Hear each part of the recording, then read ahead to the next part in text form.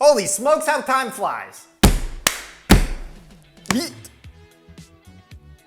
It has been a little over 3 months since we first got our Blackmagic Pocket Cinema Camera 6K Pro.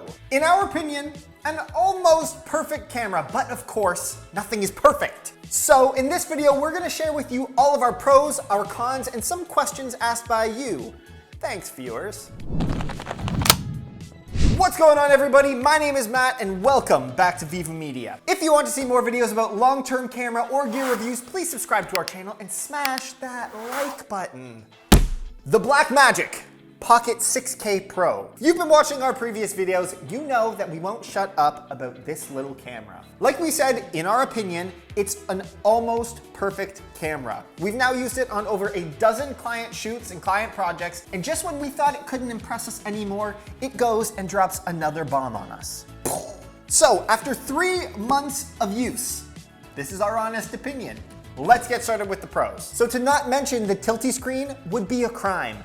This thing is great, and I mean fantastic. This 5-inch built-in monitor is as good or on par with the Blackmagic 5-inch SDI monitor that we use. So much so that we haven't been mounting this on our cameras. Sometimes this back flippy screen is good enough, or in some cases better than this monitor. It's touchscreen, it tilts flat, it has all the features and functionality that this one does, and it's built right into the camera. I freaking love it. Coming from the Pocket 6K to the Pocket 6K Pro, this tilting screen alone is worth the upgrade in my opinion.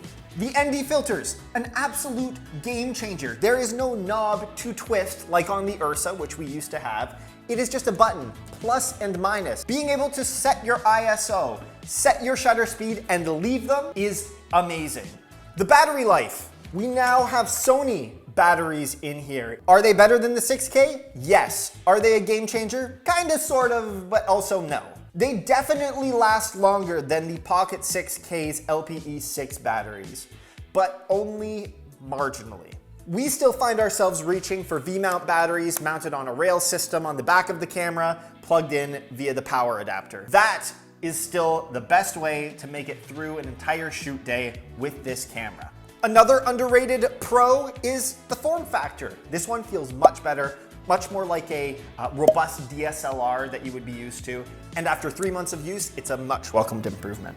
And then of course, you can't have the good without the bad. But honestly, we have to make a huge stretch here because we couldn't think of many true cons with this camera. I would love to see through a firmware upgrade, maybe, hopefully, crossing my fingers, I don't know if this is possible, a continuous autofocus for the Blackmagic Pocket 6K Pro. And the other kinda sorta-ish con would be image stabilization. This would be an absolutely perfect 10 out of 10 camera in my mind if it had autofocus and image stabilization. Sometimes you don't always have an easy rig or a Ronin S lying around, and you just need some quick and dirty image stabilization. An in-body sensor or perhaps even gyro data would be awesome. If you're enjoying this video so far and want to see more from us in the future, please consider subscribing, or at a minimum, hit that like button. You know, maybe leave a comment. We would love it.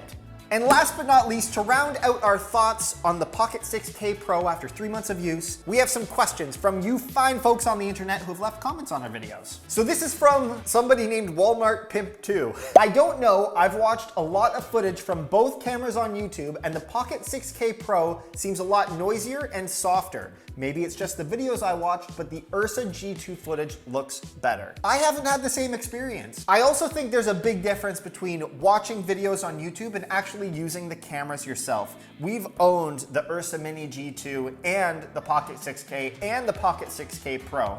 I can easily with confidence say I much enjoy shooting with the Pocket 6K Pro. We much more benefit from something like the added resolution that allows us to reframe and recompose shots in post over the Ursa Mini Pro 4.6K's resolution. And for noise, I've actually found it to be less noisy than the Ursa Mini Pro. The Pocket 6K Pro actually has dual native ISO, and you should always be trying to shoot with your cameras at that native ISO because you get the best performance. Galen Mahone says, how has the reliability been for you? I've read that the BMPCC craps out frequently. Have you experienced this? You know, we've been really lucky, knock on wood, And we've not had any of our Blackmagic cameras fail or crap out at any time. But I do realize that everybody's mileage may vary, and you may get a lemon camera or someone else may get a lemon camera that doesn't operate as intended. Blackmagic, in my mind, is a company that loves to move fast and break things. So they don't have the reliability and the track record of a Red or an Ari. But the amount of quality and features and firmware they're able to pump out is unmatched.